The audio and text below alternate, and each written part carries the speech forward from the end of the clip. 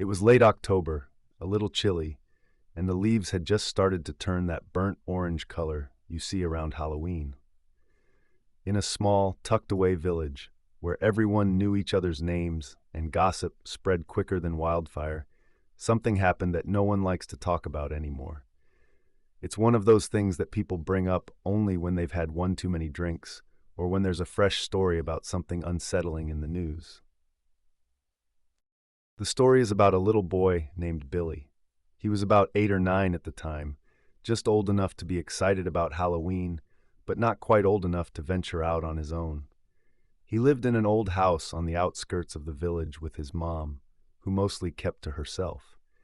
They'd moved there a few years ago after Billy's dad passed away in a car accident, and it's like the light kind of dimmed in their home after that. His mom wasn't one of those friendly, open-door types. She kept Billy close and seemed almost overly protective. Some people thought it was because of what happened with her husband, that maybe she was too scared to let anything else bad happen to her son. That Halloween, Billy was more excited than usual.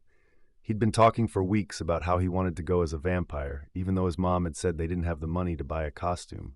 But being a kid, Billy didn't care. He'd use an old bed sheet, draw some fangs, and call it a day. The village didn't get many kids out for trick-or-treating anyway. It was too rural, too spaced out, and most families just stuck to their own properties. But for Billy, that didn't matter. He wanted to go out. His mom wasn't so sure.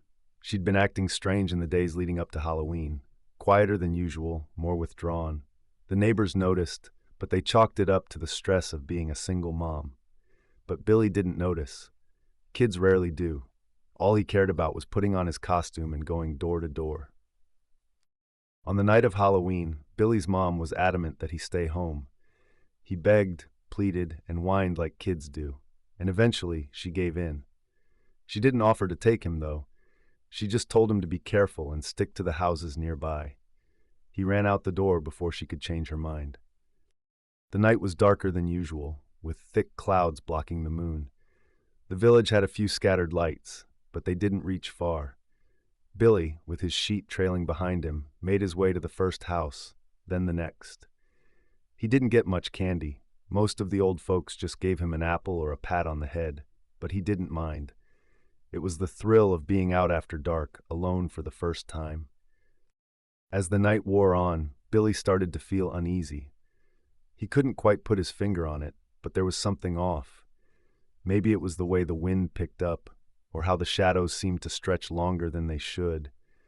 Or maybe it was just the fact that the houses were spaced so far apart that, after a while, it felt like he was the only one out there. He decided to head home, but when he reached his house, the front door was slightly ajar. That wasn't right.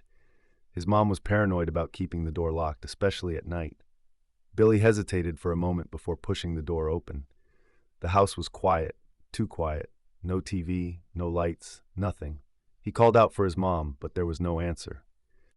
As he stepped inside, he noticed something strange. His mom's shoes were by the door, but there was a faint trail of dirt leading into the house, like someone had walked through the garden and tracked mud inside. His heart started to race, but he told himself it was nothing.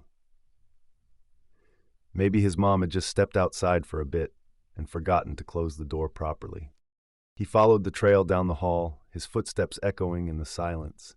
When he reached the kitchen, he stopped dead in his tracks. There, standing at the counter, was his mom. Her back was to him, but something wasn't right. She was just standing there, not moving, not saying anything. Billy's stomach churned as he called out to her again. This time, she turned around slowly.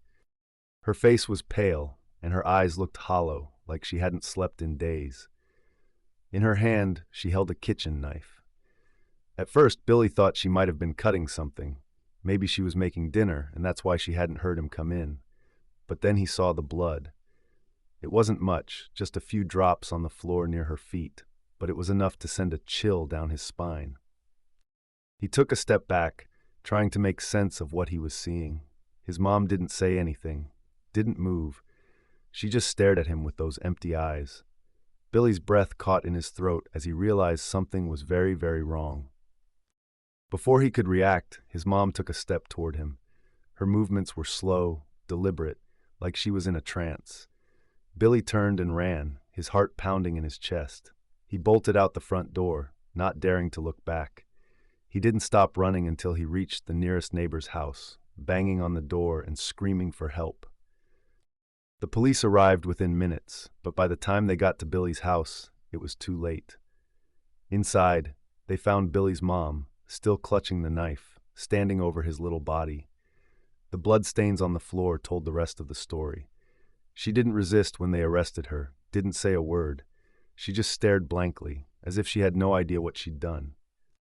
The village was in shock. No one could understand how a loving mother could do something so horrible. Some said she'd gone mad from the isolation. Others whispered about a history of mental illness that had never been addressed, but no one knew for sure. After that night, no one talked about it again. Billy's house was boarded up, left to rot on the edge of the village, a silent reminder of the Halloween that no one wanted to remember.